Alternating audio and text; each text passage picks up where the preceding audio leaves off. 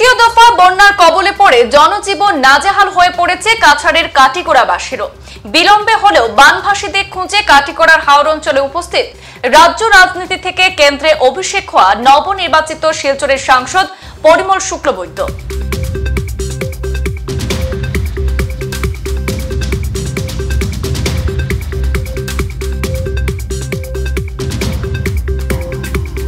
বরাক নদীর জল নিম্নগামী হলেও কাটিগড়া পশ্চিম এবং দক্ষিণাঞ্চল এখনো জলবন্দী। হাজার হাজার মানুষ বন্যার জলে ভিটে হারা হয়েছেন।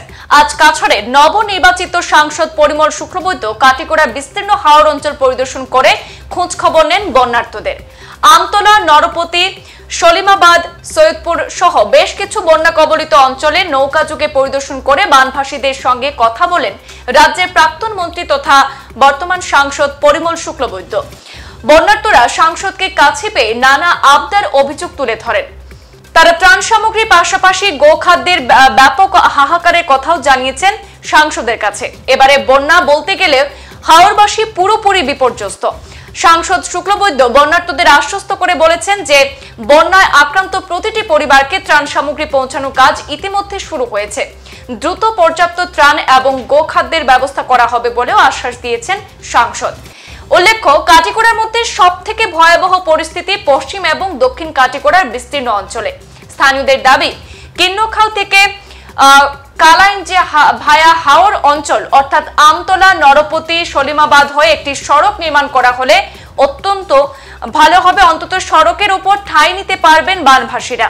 যদিও এ নিয়ে এখনো কোনো কথা বলেননি সাংসদ, তবে বন্যার ভয়াবহতা কাটিয়ে উঠলে এলাকাবাসীদের সঙ্গে আলোচনা করে চূড়ান্ত সিদ্ধান্ত নেওয়া হবে বলেও জানিয়েছেন পরিমল শুক্লবৈদ্য।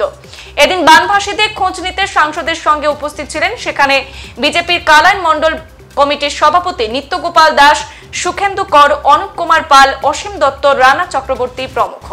অঞ্চলে বিভিন্ন জায়গায় আপনারা সবাই জানেন যে প্রাকৃতিক দুর্যোগে প্রচন্ডভাবে আমরা বন্যায় ক্ষতিগ্রস্ত হচ্ছি, কষ্ট পাচ্ছি।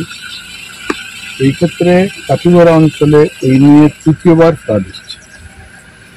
প্রথম দুবার যখন ফ্লাড হয়েছে তখন আমাদের দলের পক্ষ থেকে আমরা বিভিন্ন অঞ্চলে গিয়েছি। মানুষের পাশে থাকার যে ব্যবস্থা, এই ব্যবস্থার সঙ্গে সরকারের সঙ্গে আমরা একমত হয়ে কাজ করেছি। এবারও যেহেতু আমি এখানে নির্বাচিত সাংসদ হিসেবে শপথ নেওয়ার জন্য পার্লামেন্টে গিয়েছিলাম, তৃতীয়বার ফ্লাডে আমি প্রথম আজকের দিনে। তার আগে আমার এখানে কাটিগড়া অঞ্চলের যারাই দলের দায়িত্বে আছেন, আমাদের মন্ডলের সভাপতি সহ আমাদের প্রাক্তন যিনি সাংসদ, ওনারও প্রতিনিধি এখানে সুখেন্দুবাবু আছেন, তিনি বিভিন্ন অঞ্চল পরিদর্শন করে যাতে সবার এই দুর্দিনে যাতে সঙ্গে থাকতে পারেন তার প্রয়াস হয়েছে। আমি গতকাল এসে আজকের দিনে এলাম। এখানের কয়েকটা অঞ্চল আমরা পরিদর্শন করেছি, কয়েকটা রিলিফ ক্যাম্প ইত্যাদিতে আমরা গিয়েছি।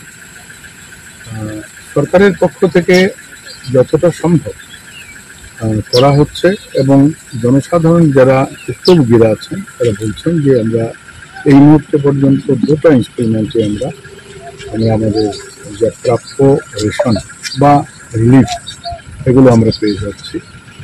আমরা তৃতীয়বারের জন্য ডিসিকে বলবো বা তারপরে যত তাড়াতাড়ি ফ্লাড যায় রক্ষা, কিন্তু তারপরেও যেটা প্রয়োজন, এই প্রয়োজনে আমরা সরকারের সঙ্গে কথা বলবো। আজকের জন্য ডিসি এসে বিভিন্ন মিটিং আছে। এই ক্ষেত্রে সবচাইতে যেটা সমস্যা এই মুহূর্তে আমরা লক্ষ্য করছি যে যারা গৃহপালিত যন্ত্ররা আছে, বিশেষ করে আমাদের গরু, মহিষ ইত্যাদি, তাদের ফডারের প্রবলেম।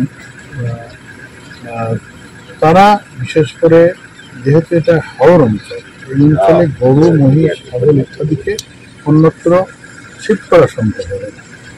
এই ক্ষেত্রে ফডারও যাতে বিশেষ করে দেওয়া যায়, কিছুটা করে অল্প করে হলে দেওয়া হয়েছে। পার বুথ নয়, যে ওয়ার্ড, এই বিপির ওয়ার্ডে আমরা 5 বস্তা করে দেওয়া হয়েছে। এগুলো একেবারে সামান্য, কারণ সবাই কৃষিজীবী মানুষের পালন, আমাদের মহিষ পালন আমাদের আমাদের যেটা দৈনন্দিন জীবন প্রণালীর সঙ্গে প্রশাসনের সঙ্গে এবং আগামীতে যাতে সরকার উপলব্ধ হয়। সংবাদ এই পর্যন্তই। পরবর্তী অন্যান্য আপডেট পেতে সাথে থাকুন। ধন্যবাদ।